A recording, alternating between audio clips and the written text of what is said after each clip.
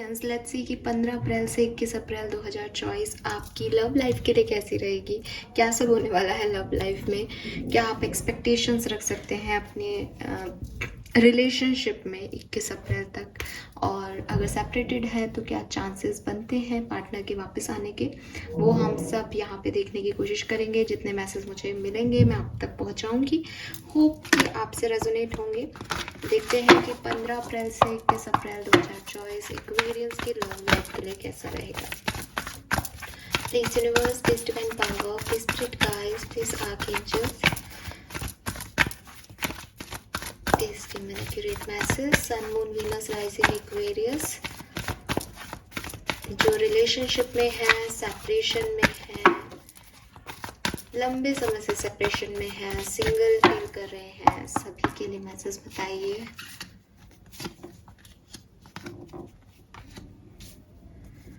Okay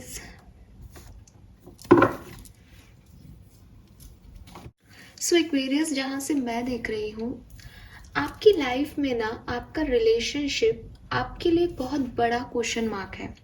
आपको कहीं ना कहीं इस टाइम ड्यूरेशन में यानी 21 तारीख तक, 15 अप्रैल से 21 अप्रैल तक काफ़ी सारे सवालों की अंडरस्टैंडिंग, जवाब आपको रिसीव होंगे इस रिलेशनशिप को लेकर के।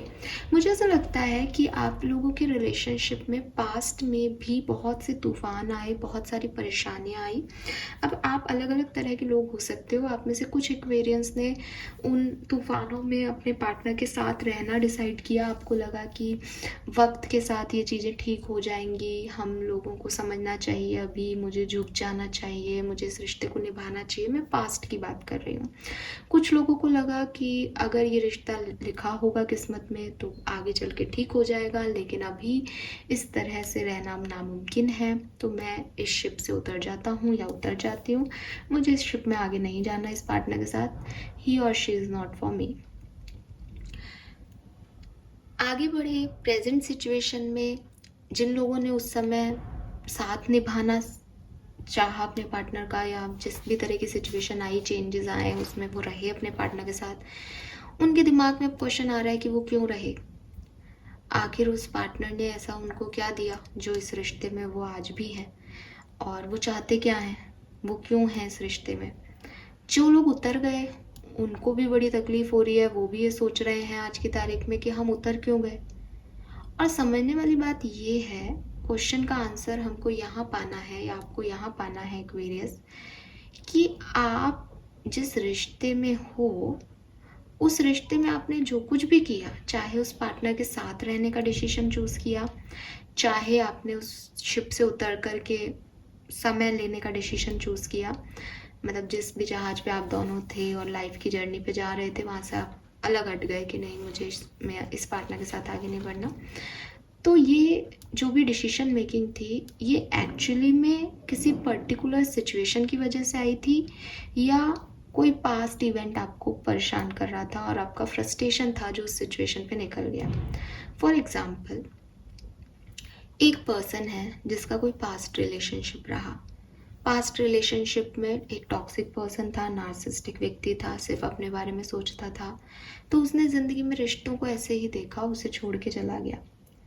अब क्योंकि वो व्यक्ति उसको छोड़ के चला गया, क्योंकि उसने कभी असली प्यार देखा ही नहीं, क्योंकि उसने इस चीज़ को समझा ही नहीं कि प्यार जो है वो शारीरिक आकर्षण से भी ऊपर होता है, या उसमें रुकता है व्यक्ति, उसमें प्यार जताता है व्यक्ति। तो इस व्यक्ति के मन में एक डर आ गया कि नहीं, मैं इस रिश्ते को छोड़ नहीं सकता, इस रिश्ते को छोड़ूंगा तो मुझे तो कोई मिलेगा ही नहीं, मतलब पहले भी किसी ने छोड़ दिया था। तो उसने इस शिप में उस दूसरे टॉक्सिक व्यक्ति के साथ रहना भी अपनी रिश्ते को बचाना समझा, क्योंकि उसको लगा कि यार मैं छोड़ नहीं सकता। तो क्या आप इस तरह के व्यक्ति में आते हो कि आपका पास्ट इवेंट ऐसा था कि आप जानते थे कि सामने वाला गलत है, फिर भी आप उस रिश्ते में थे, क्योंकि आपको लगा कि ये मेरे साथ दोबारा हो रहा है और मुझे अपने आप को प्रूव करना पड़ेगा, हमेशा तो सामने वाला टॉक्सिक नहीं हो सकता, क्या पता मैं ही गलत हूँ।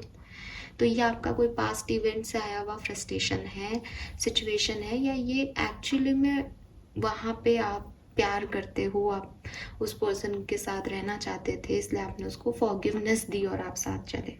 दोनों में क्या फ़र्क है कि फॉरगिवनेस दे के अगर आप साथ चले होते तो आज वाई में नहीं अटके होते। फिर ठीक है, जो मिल गया वो प्यार है, प्यार रहा, एक सिचुएशन आई थी उसमें भी अपने पार्टनर के साथ निभा लिया, अब सिचुएशन सही हो गई।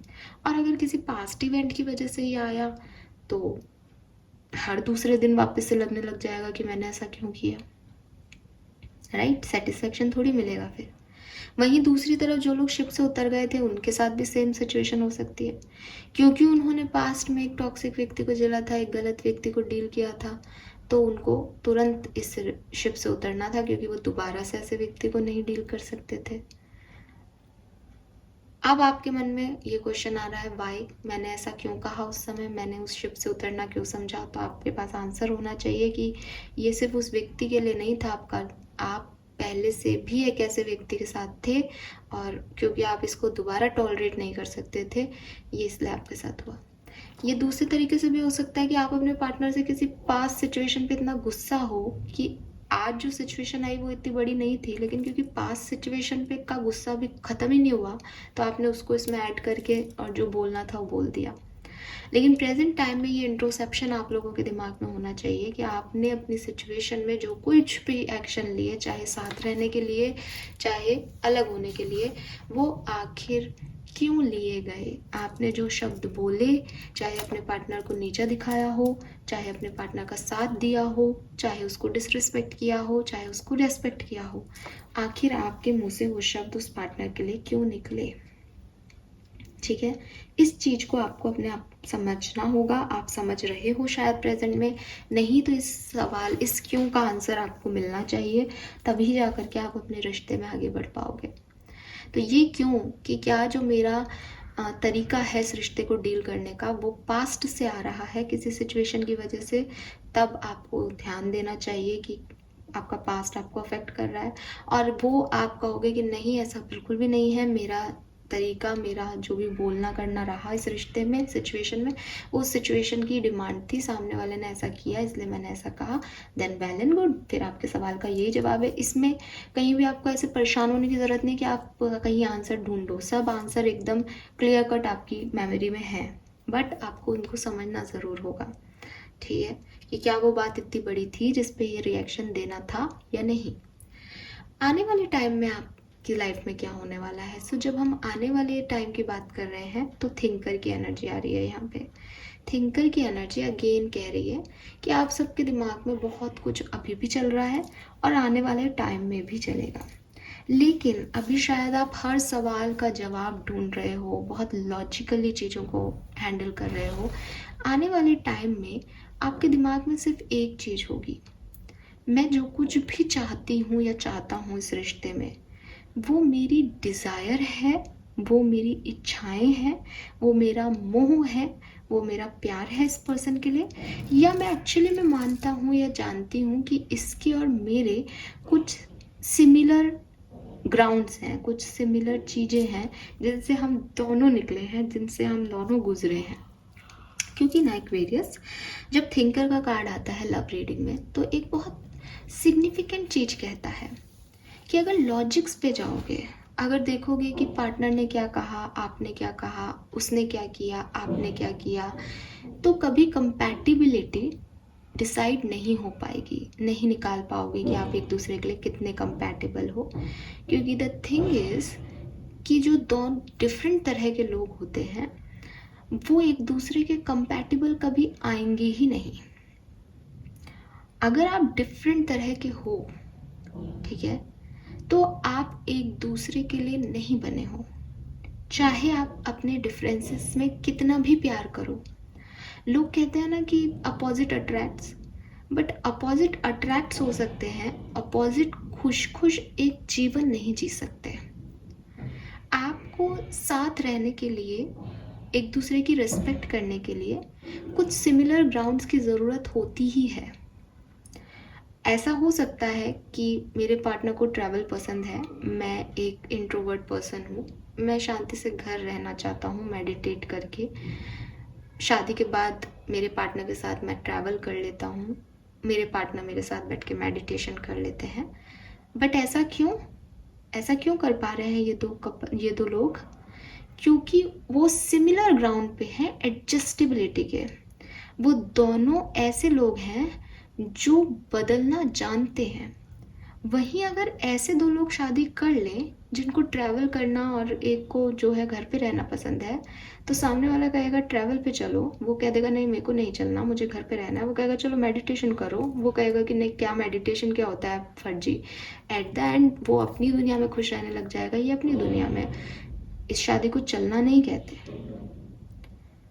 तो एक कॉमन ग्राउंड मतलब कॉमन चीजें नहीं, कॉमन ग्राउंड मतलब सोच एक सी है, समझ एक सी है, कहीं ना कहीं एक सिमिलैरिटी से गुजरे हैं लाइफ में, एक तरह के एक्सपीरियंसेस लिए हैं लोगों ने, तो जानते हैं कि तकलीफ़ क्या होती है, जानते हैं कि रिश्ते निभाना क्या होते हैं। अब एक व्यक्ति जो बहुत बिगड़ैल है, अपनी ज़िंदगी में उसने हर सुख का आनंद लिया है, और दूसरा व्यक्ति जिसने अपनी ज़िंदगी में कोई भी सुख नहीं देखा कभी, हमेशा एक ऑब्स्टिकल और चैलेंजेस से भरी दुनिया देखी है। आप इन लोगों को कह दो कि भाई तुम एक साथ रहो, एक साथ शादी कर लो, सामने वाला जिसने कभी कोई दुख नहीं देखा उसको सामने वाला कहता है तुम यार हमेशा रोते रहते हो, तुम्हें हमेशा परेशानी है। और जिसने दुख देखा है वो उस व्यक्ति को कहेगा कि यार तुम हमेशा इतने एनर्जेटिक रहते हो, कभी शांति से थमो, कभी ये नहीं रहा तो तुम कैसे रह लोगे, तुम्हें तो आदत ही नहीं है दुख में रहने की। तो दोनों एक दूसरे को अपनी जो एक्सपीरियंसेस हैं उनके हिसाब से बांधने की कोशिश करेंगे।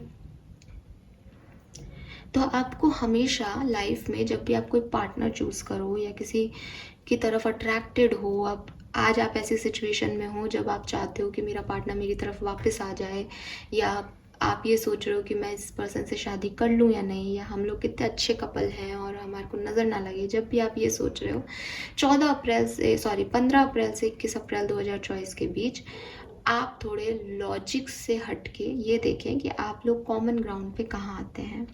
अगर आप लोगों के बीच में बहुत लड़ाई झगड़े हो रहे हैं लेकिन आप एक कॉमन ग्राउंड पे आते हो, 2 दिन बाद लड़ने के आप दोनों को एक दूसरे की याद आने लग जाती है, आप दोनों इमोशनली स्टेबल हो, आप दोनों जो है आपको लगता है कि लड़ाई झगड़ा एक तरफ है, जो अपोजिट चीज़ें हैं वो एक तरफ है, लेकिन इसके लिए ये करना है और सामने वाले को भी सेम लगे कि इसके लिए ये चीज़ करनी है, तो आप आगे बढ़ें। तो आप चाहें इस पर्सन को मैनिफेस्ट करें, ये आपके लिए हैं, बने हैं, आपके सोलमेट हैं, ट्विन फ्लेम हैं। वहीं अगर आप एक ऐसे व्यक्ति को डील कर रहे हैं जिसको कोई फीलिंग नहीं है, एक ही व्यक्ति आप ही जो है उस पर्सन को चाह रहे हो, आप चाहते हो ये आ जाएं आपकी तरफ एक्शन ले भी लें एक्वेरियस, तो भी आपको एक अच्छी ज़िंदगी नहीं दे सकते, क्योंकि आप लोग किसी कॉमन ग्राउंड पे आते ही नहीं हैं। और रिश्तों में ज़िंदगी बनाने के लिए, शादी करने के लिए होता है ना कि कई बार लोग लव मैरिज भी कर लेते हैं, वो भी नहीं चलती। इसीलिए नहीं चलती। शादी करने के लिए प्यार इतना ज़रूरी नहीं है, शादी करने के लिए कॉमन ग्राउंड ज़रूरी है कि आप चाहे कितने भी अलग अलग बैकग्राउंड से आए हों, लेकिन आपकी सोच और समझ, आपकी पार्टनरशिप की वैल्यू सेम है। आप अपने पार्टनर की वैल्यू करना जानते हैं और आपके पार्टनर भी अपने पार्टनर की वैल्यू करना जानते हैं सेम तरीके से। तो फिर मैं बता रही हूँ आपको, अगर आप इस तरह से अपनी लव लाइफ को देखेंगे तो आप कभी गलत डिसीजन नहीं लेंगे और आपको ये पता चलेगा कि रिश्ते निभाए कैसे जाते हैं और क्यों रिश्ते दूसरों के नहीं निभते। तो अगर मैं आपको कहूँ कि 15 से 21 पता नहीं मैं 14 क्यों आ रहा है मुँह पे, 15 से 21 अप्रैल 2024 आपकी लव लाइफ के लिए कैसे रहेगा, तो मुझे लगता है कि आप में से काफ़ी लोगों को काफ़ी क्लैरिटी मिल जाएगी इस पर्टिकुलर टाइम में कि आपको इस पर्सन के साथ रहना है, नहीं रहना है, या इसका इंतज़ार करना है या अब नहीं करना है। फाइन। नंबर 12 आपकी डेट ऑफ बर्थ हो सकती है, 31 आपकी डेट ऑफ बर्थ हो सकती है, 4 या 3 आपकी डेट ऑफ बर्थ हो सकती है, 4, 3, 8 आपका जन्मांक और मूलांक हो सकता है, 4444444 आपको बहुत देखने को मिले, पॉसिबिलिटीज़ है। लेट्स सी आपकी लव लाइफ में और क्या होने वाला है। Give me a second. ये कार्ड अब मैं नहीं ले रही, एक बार फिर से शफल कर लेते हैं।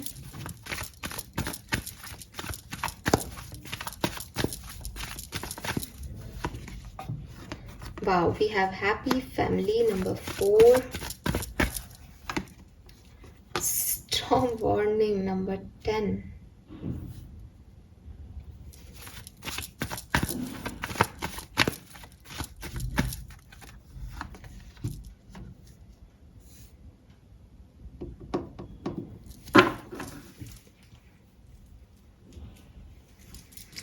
Fine Aquarius. तो ये ऐसी सिचुएशन है जहाँ आपके 14 से 21 अप्रैल के बीच में आप में से कुछ एक्वेरियंस की लाइफ में ऐसी सिचुएशन आएगी जहाँ एक पार्टनर कमिटमेंट चाहेगा और दूसरा पार्टनर जो है वो इस लॉजिक, प्यार, मोहब्बत के बीच में फंस जाएगा कि उसे ये कमिटमेंट देना है या नहीं देना है।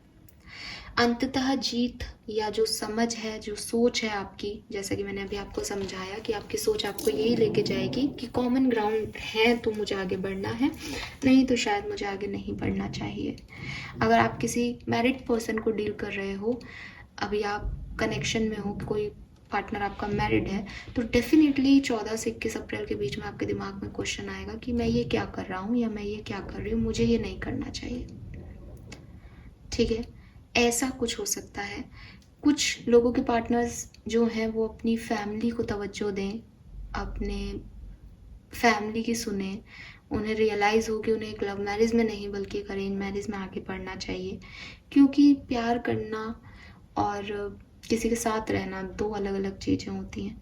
ये कुछ होगा इस पर्टिकुलर टाइम पे, क्योंकि बार बार हम वहीं जा रहे हैं, तो यहाँ पे ऐसी कोई सिचुएशन उभर के आ सकती है कुछ एक्वेरियस के लिए। अब किसके लिए ये कैसे आएगी, किसी को सिर्फ रियलाइजेशन होंगे, किसी के लिए एक्चुअली में फैमिली इन्वॉल्वमेंट होगा, किसी का कमिटमेंट इश्यूज आएंगे इस समय, ये सबके लिए अलग अलग हो सकता है।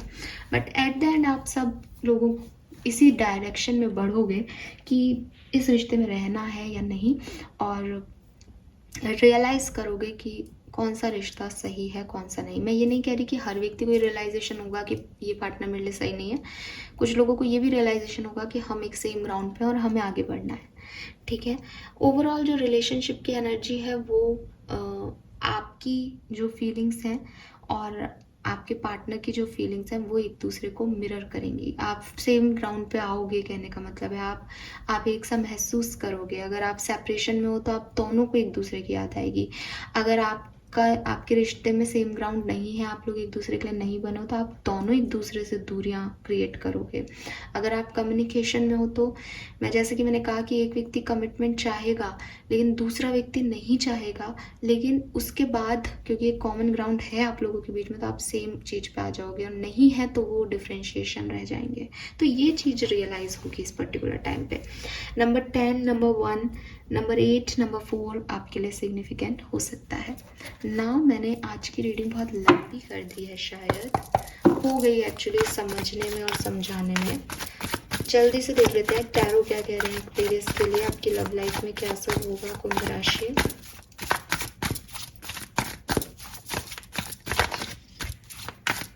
पंद्रह अप्रैल से 21 अप्रैल 2024 एक्वेरियंस की लव एंड रिलेशनशिप में क्या सब। 8 ऑफ पेंटिकल,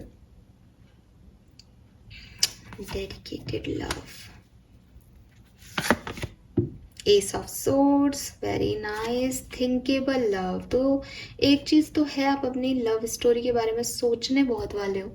ठीक है, कुछ भी कर लो बहुत सोचोगे। द एम्परर,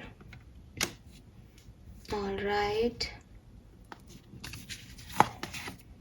10 ऑफ वॉन्ड्स आ गया यहाँ पे। सो एक तो ओवर थिंकिंग बहुत चलेगी। ठीक है, चाहे आप साथ हो चाहे नहीं, बट आप बहुत ओवर थिंक करने वाले हो अपने रिलेशनशिप को लेके। दूसरी तरफ आप में से काफ़ी एक्वेरियस जो हैं वो रिश्ते पे मेहनत करने के बारे में सोचेंगे, रिश्ते में एक सेकंड लेवल पे पहुंचने की कोशिश करेंगे कि अब तक प्रपोज नहीं किया है तो शायद प्रपोजल दे दें अपने पार्टनर को। प्रपोज कर दिया है, कम साथ में हो तो एफर्ट डालेंगे कि ये रिश्ता चले, ये रिश्ता आगे बढ़े। ठीक है, इस रिश्ते के बारे में सोचा जाएगा, इसमें कमिटमेंट दिया जाएगा। कमिटमेंट की चाह रखी जाएगी। वहीं कुछ एक्वेरियस ऐसे भी हो सकते हैं जो कि किसी ऐसी सिचुएशन में हैं जहाँ पे टॉक्सिक पर्सन को डील कर रहे हैं या रिश्ता निभा रहे हैं क्योंकि उन्हें लग रहा है कि उन्हें निभाना चाहिए, उन्हें यही उनकी लाइफ है, या प्यार किया है तो मुझे ये करना चाहिए। बट उन्हें ये चीज़ रियलाइज़ होगी कि डिज़ायर किसी की करना कि मुझे ये चाहिए, ये अच्छा दिखता है, ये अच्छा कमाता है, इससे प्यार हो गया, मुझे इससे अट्रैक्शन हो गया, अटैचमेंट हो गया, वो और शादी चलाना किसी के साथ, वो बहुत फ़र्क है। तो अगर आप मैरिड एक्वेरियस हो तो आपके दिमाग में ज़रूर ये थॉट आएगा, और स्पेशली आपने अगर लव मैरिज कर रखी है कि ये मैं क्या निभा रहा हूँ, ये मैं क्या कर रहा हूँ, क्यों कर रहा हूँ मैं इतना कुछ, जबकि मुझे कुछ नहीं मिल रहा। हम लोग सेम ग्राउंड पे हैं ही नहीं, हम लोग एक दूसरे को समझते ही नहीं हैं। ठीक है, तो ये चीज़ जो है मुझे यहाँ पे दिखती है। लेट्स सी कि और सब मैं क्या पता कर सकती हूँ।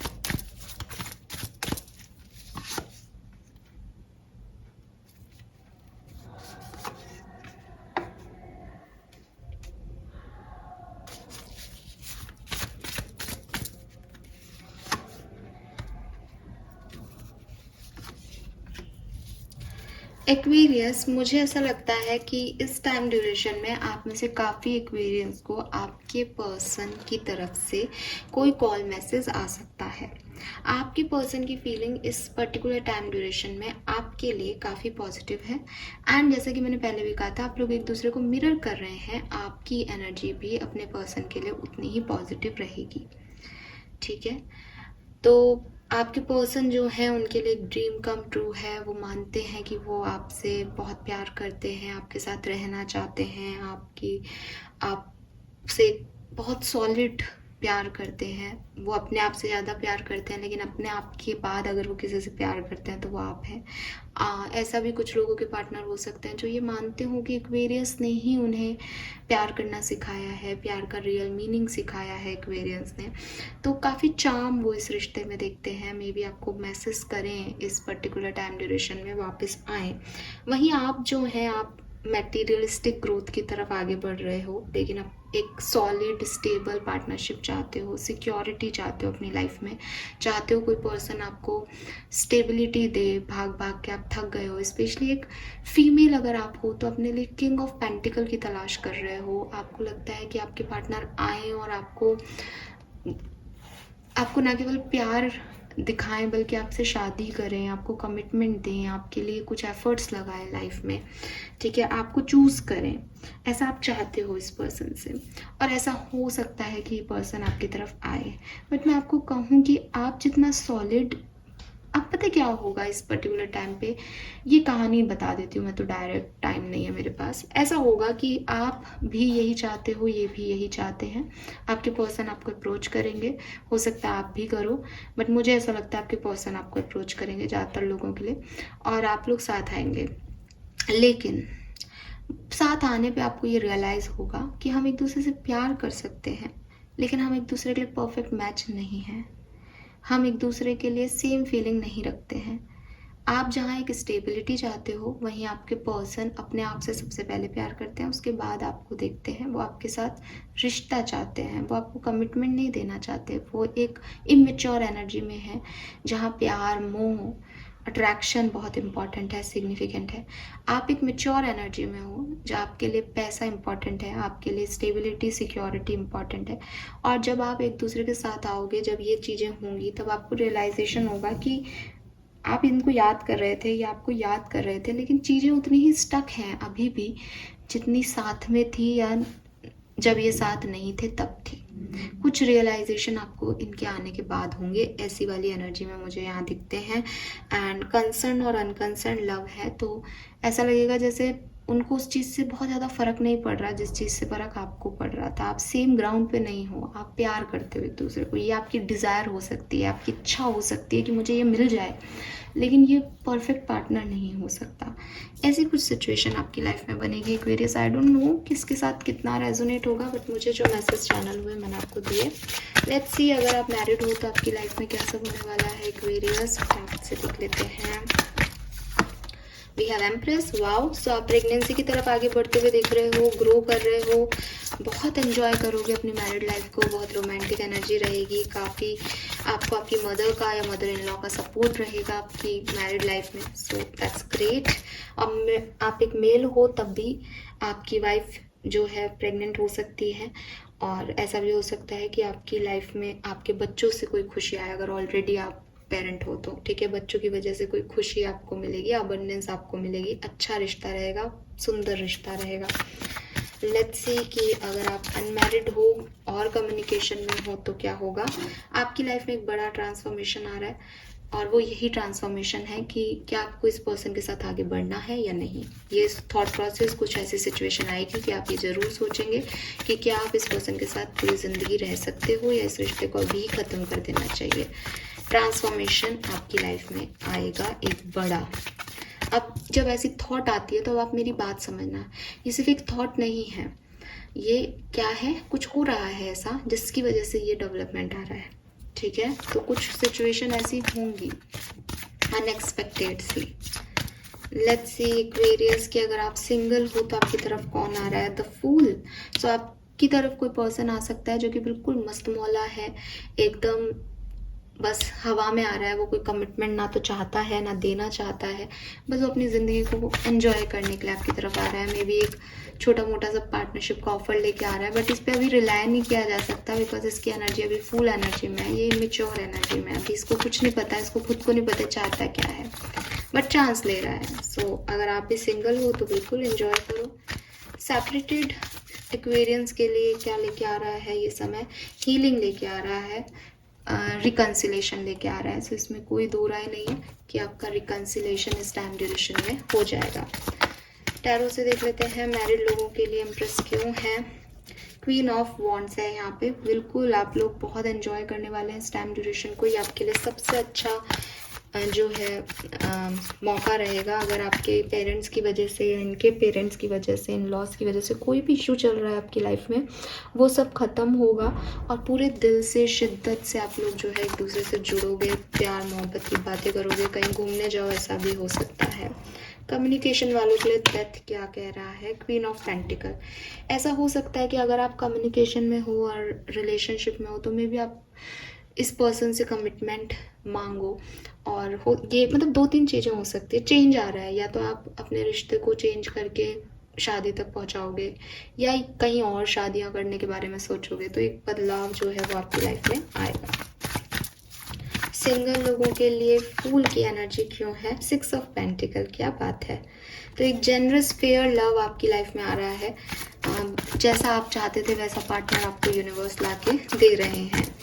और सेपरेटेड लोगों के लिए स्टार का कार्ड क्या कह रहा है, 9 ऑफ कप्स। आप जो चाहते हो आपको वो मिलने वाला है, बधाइयाँ जी बधाइयाँ, पटाखे फोड़ने चाहिए। अगर कोई एनिमेशन वाला वीडियो एडिटर होता ना तो मैं तो यहाँ पर पटाखे फोड़ देती, कितना अच्छा लग रहा है। 9 ऑफ कप्स, आपकी विश पूरी हो रही है। Star is also a wish card की इच्छा हो जो मांगो एक्वेरियस सब मिलेगा। बढ़िया बढ़िया बढ़िया, मैं जानती हूँ ये आपके लिए खुशखबरी है, सो आपको बधाई हो।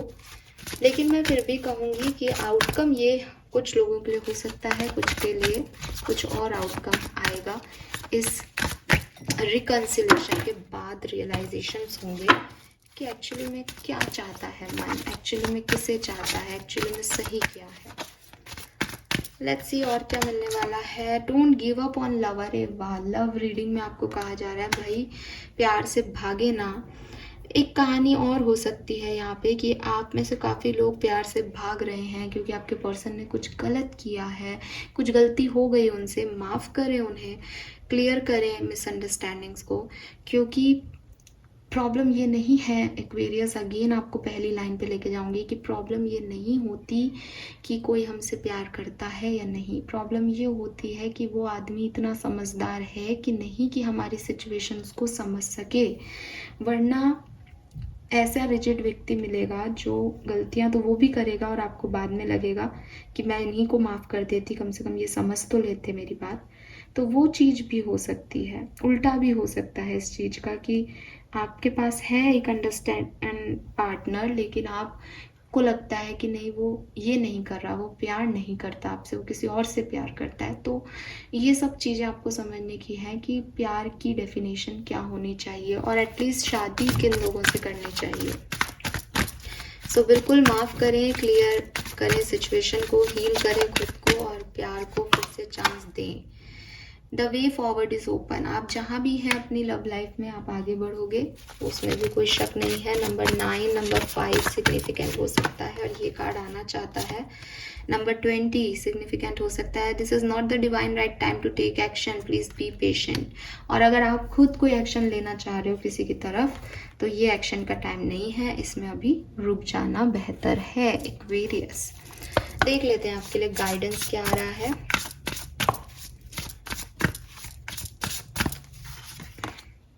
The words awaits you. तो हो सकता है आप किसी पास्ट रिलेशनशिप का वेट कर रहे हो, रो रहे हो। तो अब आपको ये समझना है कि बेसिकली अगर आप सेम ग्राउंड पे नहीं हो तो तालाब में बहुत सारी मछलियां हैं, यहीं उतर जाओ और बहुत सारे लोग आपको और मिल जाएंगे। अगर आपको लग रहा है कि ये एक ही पर्सन दुनिया में बच गया है, तो ऐसा नहीं है, ठीक है। You have earn all your stripes. तो अगर आपको लगता है कि मेरे पार्टनर मुझे समझ नहीं रहे, मेरे जख्मों पे मरहम पट्टी नहीं कर रहे, मुझे मोटिवेशन नहीं दे रहे, तो याद करो कि आपको किसी के मोटिवेशन की ज़रूरत नहीं है, आपको किसी और की लगाई हुई पट्टियों की और मरहम की ज़रूरत भी नहीं है। बस ऐसा व्यक्ति ना हो जो जख्म पे नमक छिड़क के, वो व्यक्ति मत चुनना। बाकी हर व्यक्ति बेहतर है क्योंकि आप तो खुद ही स्ट्रांग हो एक्वेरियस। आपको तो अपनी ज़िंदगी अभी भी जैसे अकेले जी रहे हो वैसे ही बाद में जीनी है। बस एक पार्टनर ऐसा हो जाए जो सेम ग्राउंड पे आ जाए, जो जब आपका मूड नहीं हो तब भी आपको फोर्स ना करे, जो ये समझे कि मूड ना होना क्या होता है, जो ये समझे कि चीज़ें साथ में करने पे कितना अच्छा लगता है, जो ये समझे कि कब उसको चेंज, मतलब आप जैसे हो वो वैसा हो। सिंपल सी चीज़ है, इसको ऐसा भी नहीं कहना चाहिए कि वो अच्छा हो, अच्छी की बात नहीं, आप बुरे हो तो वो भी बुरा होना चाहिए, आप अच्छे हो तो वो भी अच्छा होना चाहिए, वो एक सेम ग्राउंड होना चाहिए आप लोगों का। Fine, so this is all for you guys. Thank you so much reading को देखने के लिए। रीडिंग बहुत पॉजिटिव है, सो क्लेम करिएगा इसे। बाकी सारी सिचुएशंस आपके सामने अपने आप क्लियर हो जाएंगी जब आएंगी तो, और मेरी ये बातें भी याद आने लग जाएंगी, ठीक है। Thank you so much, bye bye.